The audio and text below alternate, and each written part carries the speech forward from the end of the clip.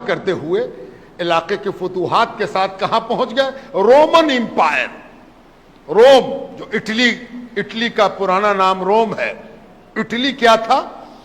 Super power تھا. جیسے آج امریکہ اور کچھ دن پہلے رشیا تھا، ویسے ہی سپر پاور دو تھے. حضور پاک علیہ السلام کے زمانے میں دو سپر پاور تھے، بہت دنوں سے چلے آ رہے ہیں. کون کون؟ ایک رومن امپائر اٹلی، جس کا دارالخلافہ تھا اور لگ بھگ آدھی دنیا اس کے قبضے میں تھی. جیسے آج امریکہ کے قبضے میں ہے، اسی طرح کل رومن امپائر کے، رومن حکومت کے قبضے میں تھی آدھی دنیا. اور آدھی دنیا کس کے قبضے میں تھی؟ ایران کے، جو اس وقت فارس کہلاتا تھا، اور اس کے قبضے میں تھی. اور دونوں کے بادشاہوں کا ایک خاص نام تھا. بادشاہ کا لقب، خطاب کیا تھا؟ رومن کے امپائر کو کہا جاتا تھا قیصر. قیصر. اور ایران کے بادشاہ کے لیے کہا جاتا تھا کسرا. کسرا، قیصر و کسرا. قیصر اور کسرا یہی دونوں سپر پاور تھے. 5 سال گزرتے گزرتے رومن امپائر مسلمانوں کے قدموں میں جھک گیا. اور رومن امپائر کا حصہ تھا بیت المقدس. بیت المقدس مسلمانوں کے قبضے میں آیا. حضرت عمر گئے. میں گزشتہ جمعے کو سب عرض کر چکا ہوں. اور کب تک رہا مسلمانوں کے قبضے میں؟ تقریباً 500 سال. 500 سال تک مسلمانوں کے حکومت کا اٹوٹ حصہ رہا. اس درمیان مسلمانوں میں خلافت راشدہ کے بعد بنو امیہ کی حکومت آئی، اور پھر بنو عباس آ گئے. بنو عباس کی حکومت میں بھی بیت المقدس کس کے پاس رہا؟ مسلمانوں کے پاس رہا. اور راجدھانی کہاں رہی؟ پہلی راجدھانی تو مدینہ منورہ تھی. اس کے بعد یہ راجدھانی کہاں چل کے آ گئی؟ دمشق، سیریا، موجودہ شام سیریا میں. اور سیریا کے بعد بنو امیہ جب تک رہے راجدھانی دمشق رہی، یعنی سیریا رہی. اور جب عباسی خلافت آ گئی، عباسی حاکم آ گئے، تو یہ راجدھانی دھیرے دھیرے کھسک کے کہاں چلی گئی؟ بغداد، عراق. بغداد میں یہ راجدھانی چلی گئی. لیکن جب بغداد میں لگ بھگ 500 سال مکمل ہونے کو آ رہا تھا حضور صلی اللہ علیہ وسلم کے بعد، تو ہمارا اور آپ کا اختلاف، جھگڑا، مسلکی جھگڑا، شیعہ سنی کا جھگڑا، مسلمانوں کا آپسی جھگڑا اتنے عروج پر پہنچا، اتنی بلندی تک پہنچ گیا کہ بنیادی چیز کیا ہوئی؟ مسلمان کے مطلب اب یہ نہیں رہا جو کعبے کی طرف منہ کرتا ہے. مسلمان کے مطلب یہ نہیں ہوا جو عورتوں کا حق ادا کرتا ہے. مسلمانوں کے مطلب یہ نہیں ہوا جس کے یہاں بندوں کے حقوق کی اہمیت اللہ کے حقوق سے بھی زیادہ ہے. یہ مطلب نہیں رہا. اب مسلمان کا مطلب ہوا جو روز لڑتا ہے، جو روز جھگڑا کرتا ہے. مسلمان کس کو کہتے ہیں؟ جو ایک دوسرے کو کافر بناتا ہے. مسلمان کس کو کہتے ہیں؟ جو روز لڑتا ہے کہ تو جہنمی ہے. وہ کہتا ہے تو جہنمی ہے، تو دوزخ میں جائے گا، کہ تو دوزخ میں جائے گا. آتے مناظرہ کر لے، آتے بحث کر لے. اب بڑا بڑا اسٹیج بنتا، اشتہار چھپتا، تمام اشتہار لگائے جاتا. اشتہار، ایڈورٹیزمنٹ، وگیاپن، کائے کا کچھ بیچنا چاہتے ہیں؟ نہیں. کچھ خریدنا چاہتے ہیں؟ نہیں. کائے کو آئیے گا، شیعہ سنی جھگڑا ہوگا، شیعہ سنی مناظرہ ہوگا، بحث ہوگی. بڑے بڑے شیعہ عالم آویں گے، بڑے بڑے سنی عالم آویں گے، اور سب بیٹھ کے بحث کریں گے کہ یہ صحیح کہ ہم صحیح، یہ جنت میں کہ ہم جنت میں، یہ جہنم میں کہ ہم جہنم میں، ہے نا؟ اور جب آدمی کے اندر ایسے حالات پیدا ہوتے ہیں تو آدمی کا اچھا وقت ہٹنے لگتا ہے، اچھا وقت جانے لگتا ہے. دشمن تیار ہونے لگتا ہے، دشمن مضبوط ہوتا ہے، دشمن غور سے دیکھتا ہے کہ یہ لوگ کیا کر رہا ہے. تب کیا ہوتا ہے؟ پہلے آپس میں جھگڑا اتنے شباب پر پہنچتا ہے کہ مذہب سے جھگڑا سیاست تک پہنچ جاتا ہے. اور جب آپ دیکھیں گے کہ عباسی جیسے جیسے کمزور ہوئے، مسلمانوں کا 2 گروہ، 3 گروہ، 4 گروہ ایسا نکل آیا جس نے ان کے علاقے کو ہڑپ کے اپنی نئی حکومت کا اعلان کر دیا. ان میں ایک فاطمی ہے، دوسرے سلجوقی ہیں. یہ سب علاقائی فورسز ہیں، چھوٹے چھوٹے علاقے سے نکل آئی اور بازو کی مچھلیاں پھلایا اور عباسیوں کو رگیت کے پیچھے ہٹایا. عباسی حکومت کے دائرے کار میں نئی مسلمان حکومتیں چھوٹی چھوٹی پیدا ہو گئیں جو دھیرے دھیرے موٹانے لگی، دھیرے دھیرے مضبوط ہونے لگی. اور جب آپسی طور پر اقتدار میں رسہ کشی پیدا ہوتی ہے، مسلکی رسہ کشی، سیاسی رسہ کشی، آدمی دین میں بھی لڑنے لگتا ہے اور حکومت کے لیے بھی لڑنے لگتا ہے. یعنی ایسے سمجھیے کہ دین میں بھی لڑائی، دنیا میں بھی لڑائی. اور جب دین دنیا دونوں میں لڑائی ہو جائے تو دشمن کے لیے سب سے بہترین وقت ہے کہ وہ آپ کے بند دروازے کو بھی ایک لات مارے گا، وہ دروازہ ٹوٹ جائے گا، اور پھر آپ اپنے کمرے سے چلاتے رہیے گا، وہ اپنے کمرے سے چلاتا رہے گا، اور دونوں کہیں گے تے تو دوزخی تھے وے کیا، جا جہنم میں. پہلا وہ کہے گا جاتے بھی جہنم میں، دونوں جہنم میں، ہے نا. آ گیا کون آیا؟ پھر سے زندہ ہو گیا وہ رومن امپائر کا بھوت، رومن امپائر کا گھوسٹ پھر سے زندہ ہوا، اور اتنی تیزی سے بڑھا کہ پتہ ہی نہیں چلا کہ کب بیت المقدس ہاتھ سے نکل گیا، ہے نا. بیت المقدس پہلا قبلہ، ہے نا، وہ مسلمانوں کی معراج کی یادگار، وہ مسلمانوں کی عبادت کا مقام، وہ نبیوں کے جمع ہونے کی جگہ، وہ سید الانبیاء کی امامت کی جگہ، وہاں قبضہ ہو گیا. اور قبضہ ہوا تو بھرپور ہوا، جیسے چاہا انہوں نے مسجد کو جتنا ایکسٹینشن چاہا کر دیا، جو چیز توڑنا چاہا توڑ دیا، جو چیز بدلنا چاہا بدل دیا، من مانی کیا. کتنے دنوں تک کرتے رہے؟ لگ بھگ 100 سال. 100 سال تک یہ سب کچھ ہوتا رہا. کسی کی ہمت نہ تھی کہ کچھ کر سکے. پھر ایک آدمی پیدا ہوا، اور اس کا نام بھی آپ جانتے ہیں، اس کا نام ہے صلاح الدین ایوبی. صلاح الدین ایوبی پیدا ہوا، اور اس آدمی نے پھر سے ایک بار اس مدعے کو زندہ کیا کہ بیت المقدس ہمارے قبلہ اول. اللہ سبحانہ تعالیٰ نے وہاں سے معراج کا سفر طے کرایا، حضور پاک علیہ السلام وہاں نبیوں کی امامت کر سکے.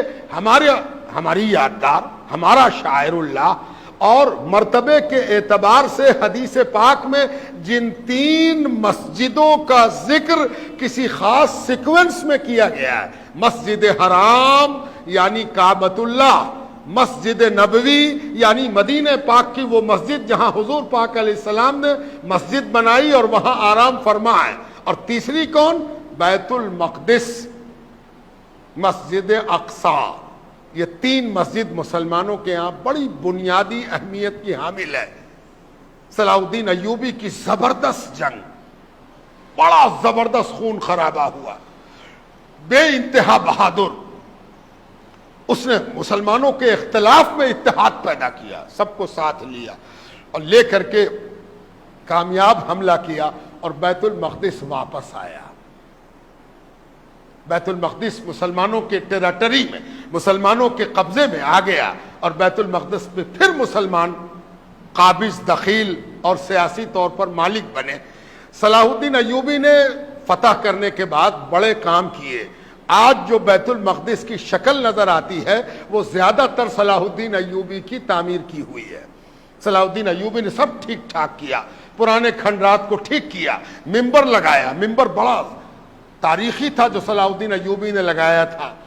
سب چیز پھر سے آباد ہو گئی، رونق لوٹ آئی، مسلمانوں کا سیاسی اقتدار ہوا، اور مسلمان پھر سے ایک بار بیت المقدس میں حاکم کی حیثیت سے اللہ کی بندگی کرنے لگے.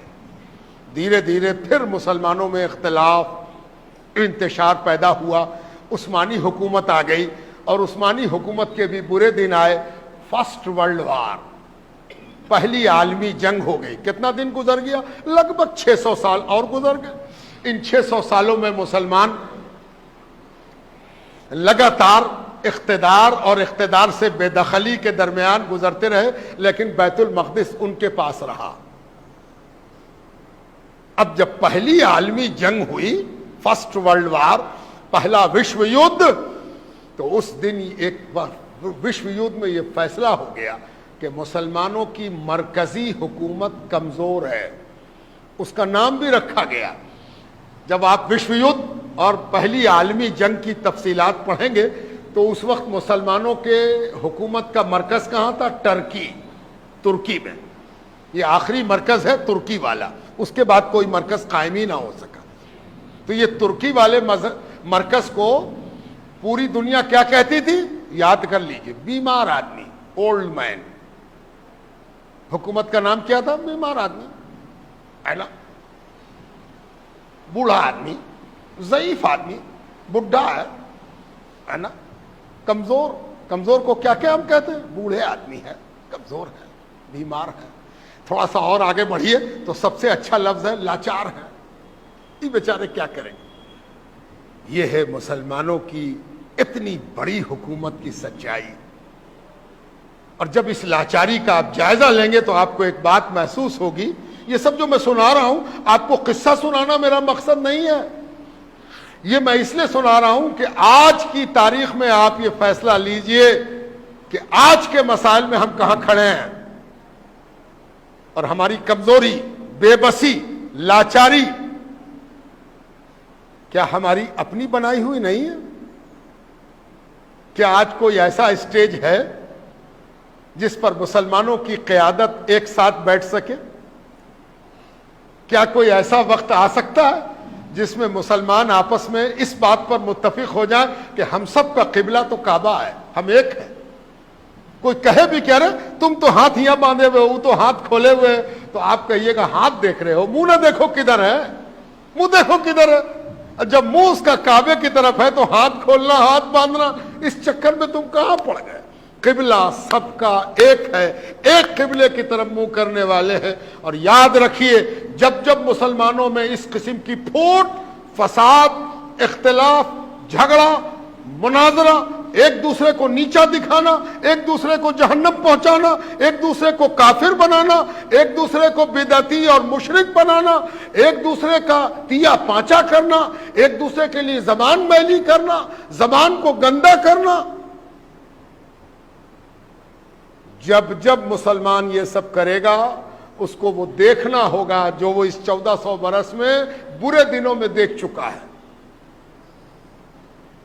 آپ کو یہ بھی معلوم ہونا چاہیے کہ بغداد جب عباسی حکومت کا ہیڈ کوارٹر تھا تو آج کا واشنگٹن اور نیو یارک بھی اس کا مقابلہ نہیں کر پاتا تھا. زبردست حکومت پوری دنیا کی سطح پر پھیلی ہوئی، کوئی دوسرا سپر پاور نہیں. بغداد میں دو طرح کے دن آئے تھے. ایک دن وہ تھا جب بڑی بڑی لائبریریاں تھیں، بڑی بڑی ریسرچ انسٹیٹیوٹ بڑے بڑے تھے، ہر طرف اللہ اور رسول کا ذکر تھا. دن رات ایسے علماء پیدا ہو رہے تھے جو عالم بھی تھے، حافظ بھی تھے، انجینئر بھی تھے، جغرافر بھی تھے، میڈیکل سائنس کے ماہرین بھی تھے. کبھی وقت رہے گا تو میں آپ کو سناؤں گا کہ دوسری تیسری صدی ہجری میں مسلمانوں کا عنوان کیا تھا. مسلمان کیا کر رہے تھے؟ مسلمان وہ کر رہے تھے جس کو بعد میں یورپ نے اختیار کیا اور پوری دنیا میں انڈسٹریل ریولوشن آیا، صنعتی انقلاب آیا، ٹیکنالوجی آ گئی، سائنس آ گیا. یہ سب کیا ہے؟ یہ مسلمانوں کا چھوڑا ہوا کام ہے جو بعد میں کسی نے اٹھا لیا اور وہاں پہنچ گیا جہاں مسلمانوں کو پہنچنا تھا. یہ سچائی ہے، یہ بڑپن نہیں بیان کر رہے، اپنا بخان ہم نہیں کر رہے ہیں. آج بھی وہ کتابیں محفوظ ہیں، قلمی کتابیں لائبریری سے نکالی جاتی ہیں اور دیکھا جاتا ہے کہ ارے تیسری صدی ہجری میں مسلمان پیٹ کے آپریشن کے لیے کیا کیا اوزار ہوگا اس کی فوٹو بنا رہے ہیں کہ پیٹ کو چیریں گے کیسے، پھر اس کے اندر سے کاٹیں گے کیسے، پھر قینچی کون والی ہوگی جس سے دو جگہ کو پکڑا جائے گا، خون کس چیز سے کھینچا جائے گا، خون ڈالنا ہوگا تو کیسے ڈالا جائے گا. کل کے دن کتاب میں ڈائیگرام، فوٹو بنائی جا رہی تھی، بحث کی جا رہی تھی کہ بے ہوش کرنے کے لیے کون سی دوا استعمال کی جائے گی، کس دوا کا کیا. یہ مسلمان تھا. 200-300 برس ایسا گزرا، اس کے بعد مسلمان کیا کرنے لگا؟ سنی، وہابی، شیعہ، ہے نا. پھر ہاتھ یہاں باندھو، ہاتھ یہاں باندھو، آمین زور سے کہو، آمین آہستہ سے کہو، اس میں مار کاٹ. ارے باپ رے باپ، ہاتھ ایک ہاتھ سے مسافہ کرو کہ دونوں ہاتھ سے مسافہ کرو. اتنی موٹی کتاب مسلمان نے لکھی کہ ایک ہاتھ سے مسافہ کرنا چاہیے، دونوں ہاتھ سے نہیں. اس کے بعد اس سے موٹی کتاب لکھنے کی تیاری ہوئی کہ دونوں ہاتھ سے مسافہ کریں. سائنس چھوٹ گیا، ٹیکنالوجی چھوٹ گئی، علم کی بات چھوٹ گئی، لڑنے کی بات دن رات ہونے لگی. اور نتیجہ کیا ہوا یہ بھی جان لیجئے. بغداد کی حکومت کو کس نے مٹایا؟ کون ہے مٹانے والا؟ آپ کو جان کے حیرت ہوگی جب آپ نقشہ نکال کے دیکھیں گے تو ہندوستان کے اوپر تبت کے اوپر چین اور رشیا، اور اسی میں ایک جگہ ہے منگولیا۔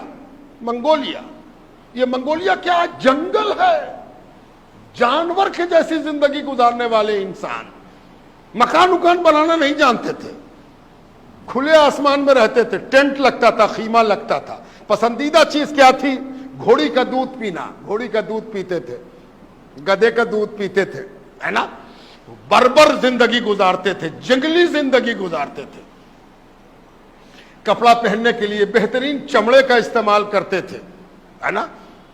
بڑھیا نگینا اگینا مل جائے تو بہت زیادہ صاف ستھرا کرنے کے بجائے ویسے ہی پہن لیا۔ کبھی کبھی بال کو اتنا بڑھا لیتے تھے کہ چوٹی کی طرح ہو جاتا تھا، اس میں نگینا گوتھ لیتے تھے، اور مردوں کی چوٹی میں بھی یاقوت، مرجان، موتی نظر آتا تھا، ہے نا؟ اور ان لوگوں کی نظر پڑی بغداد پر، اور دیکھا کہ یہ اتنی بڑی حکومت ہے، اتنی دولت ہے، دنیا اس کے ہاتھ میں ہے۔ پھر سوچا کہ اس پر تو قبضہ کرنا بہت آسان ہے، یہ تو آپس میں لڑتا ہے، تو ہم سے کیا لڑے گا؟ یاد رکھیے، جو روز گوتیا سے لڑتا ہے وہ پڑوسی سے لڑ نہیں پاتا ہے۔ خوب گوتیا سے لڑنا چاہیے، بڑھیا سے ایک دم۔ صبح صبح اذان کی آواز کم آوے اور گوتیا کی لڑائی کی گالی زیادہ باہر آوے تو ٹھیک سے پتہ چلے گا وہ مسلمان ہے، کہا مسلمان ہوگا ہی۔ یہ اتنی گالی بک رہا ہے اور گھر کے اندر بک رہا ہے، تب تو یہ لگتا ہے کہ میاں جی ہے نا؟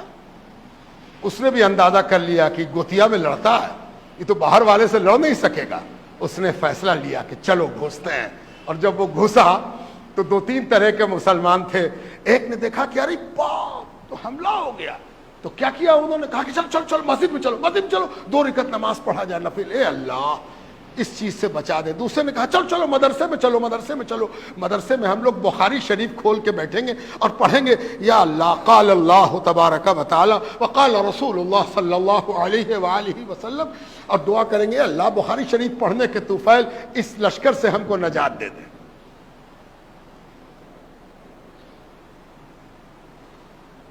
سوچ رہے ہیں آپ؟ کچھ سمجھ میں بات آتی ہے؟